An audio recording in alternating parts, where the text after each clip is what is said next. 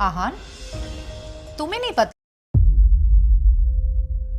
आहान, तुम्हें नहीं पता कि तुम्हारी इस खूबसूरत बीवी ने हर्ष मेहरा के साथ 5 स्टार होटल में कौन सी डील फाइनल की थी?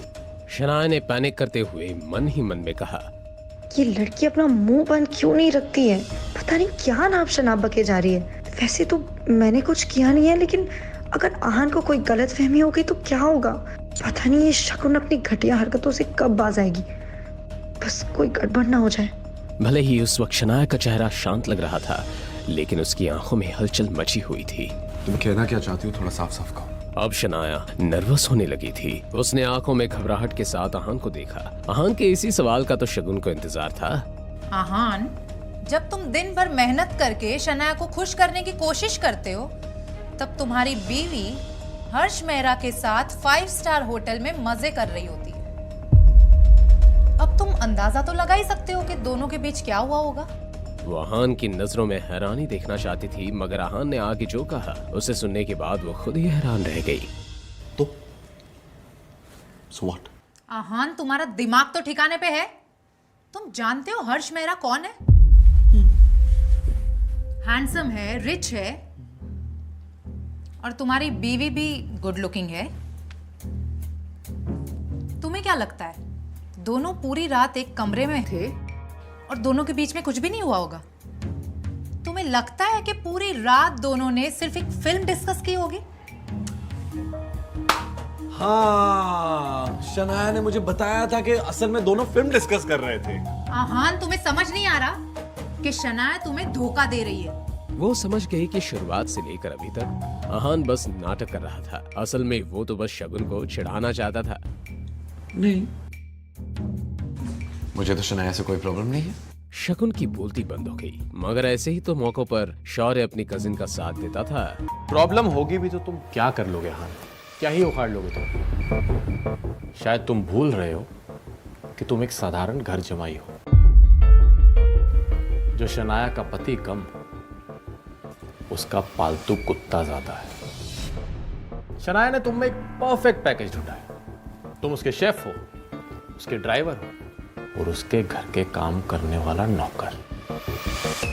और जब तुम्हें इन सब कामों से फुर्सत मिलती है तो तुम इसके एक पार्ट टाइम पति भी हो। लेकिन अफसोस, इतना सब करके भी तुम एक अच्छे पति नहीं बन पाए।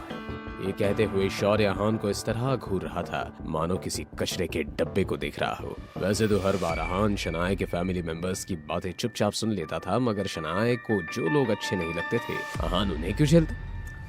शौर्य, कल तुझे बहुत मार पड़ी ना? तो ठीक है? आहान का ये सवाल शौर्य के ताजे जख्म पर नमक का काम कर रहा था। कल की जिल्लत शौर्य जिंदगी भर के लिए नहीं भूल सकता था। मार पड़ी, इन सबसे तेरा क्या लेना देना? तू अपनी बीवी पर कंट्रोल रख। वो बाहर गुलछर्रे उड़ाती फिर रही है, मुंह मारती फिर रही है वो बाहर। शौर्य की बात से आहान को कोई फर्क नहीं पड़ा। तू अपना देख, शनाया को मैं संभाल लूंगा। दर्द हो रहा है? अब तक तो मार खाने की आदत पड़ जानी चाहिए थी, नहीं? आहान के इस सवाल से शौर्य की बोलती ही बंद हो गई। शनाया का बार अफेयर चल रहा है, तुझे इस बात से बिल्कुल फर्क नहीं पड़ रहा? शनाया ने बचपन से लेकर अब तक आज पहली बार शौर्य को इतना हारा हुआ देखा था। क्या ये वही आहान था जो उसके सामने कुछ भी बोलने की हिम्मत नहीं रखता था? मेरी बीवी का अफेयर और पूरे शहर के सामने तेरा मार खाना, इस दोनों का क्या लेना देना है? तू बचपन से ही दिमाग से पैदल है या कल मार खाने के बाद हुआ है? अपनी ये बकवास बंद कर आहान। आहान ने अपना ये इंटरेस्टिंग अंदाज कभी मुझे क्यों नहीं दिखाया? अब तो कल रात जो हुआ, मुझे उसका एम्बैरेसमेंट भी फील नहीं हो रहा। तुम क्यों हंस रही हो? कैरेक्टरलेस होकर भी इसके नखरे तो देखो। हमारे इस पूरे खानदान को तुम पे शर्म आती है शनाया। शनाया के खिलाफ मैं कुछ नहीं सुनूंगा। आगे से मेरी बीवी के खिलाफ एक शब्द नहीं। तुम होते कौन हो मुझे रोकने वाले? मैं उसका भाई हूं। मैं उसे डांट लगाऊं या मार, मेरा हक है उस पे। और गिल खानदान में किसी से भी उलझने की तुम्हारी औकात नहीं है।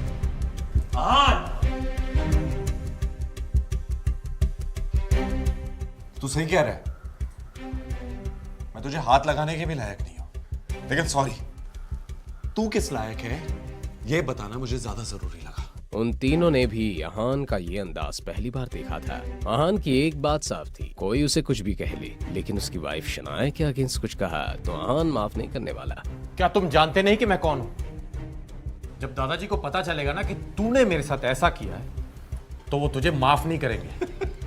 इस पॉइंट पर आहान ने शौर्य को नीचा दिखाते हुए कहा, क्या तू सच में इस गलतफहमी में है कि मैं आनंद गिल से डरता हूं? बेशरम, क्या ये अपनी मौत को बुलावा दे रहा है? मुझे तो लगता है कि इसे और शनाया को दोनों को इस घर से बाहर निकाल देना चाहिए। उन सभी के लिए आनंद गिल किसी भगवान से कम नहीं थे। वो सब अपने फैमिली हेड के खिलाफ कुछ नहीं सुनने वाले थे। क्या इम्पल्स में आहान ने कुछ ज्यादा ही नहीं कह दिया? पता नहीं सबका क्या अंजाम होगा। आहान की नजर में ये वो लोग थे जो कमजोरों को परेशान करते थे और पावरफुल लोगों से डरते थे। उन सब लोगों को नजर अंदाज करने के बाद वापस चले।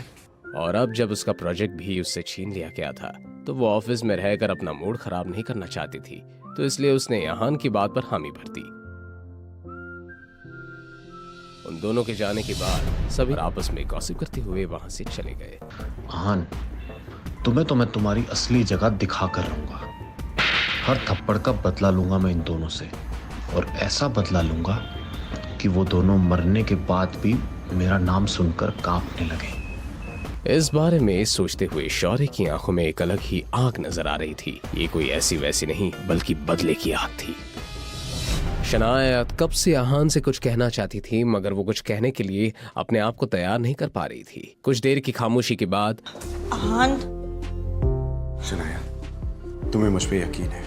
शनाया इस सवाल के पीछे की वजह तो नहीं समझ पाई, मगर उसने बहुत ही ईमानदारी के साथ आहान की आंखों में देखा।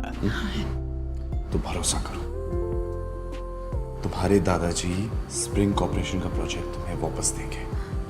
I promise.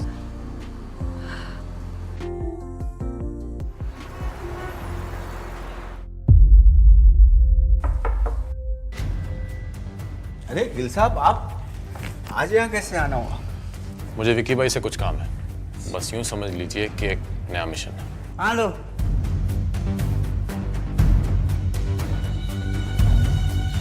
आहान, अब तुम्हारा काउंटडाउन शुरू। मेरी इंसल्ट का बदला अब मैं तुम्हारी प्यारी बीवी से लूंगा।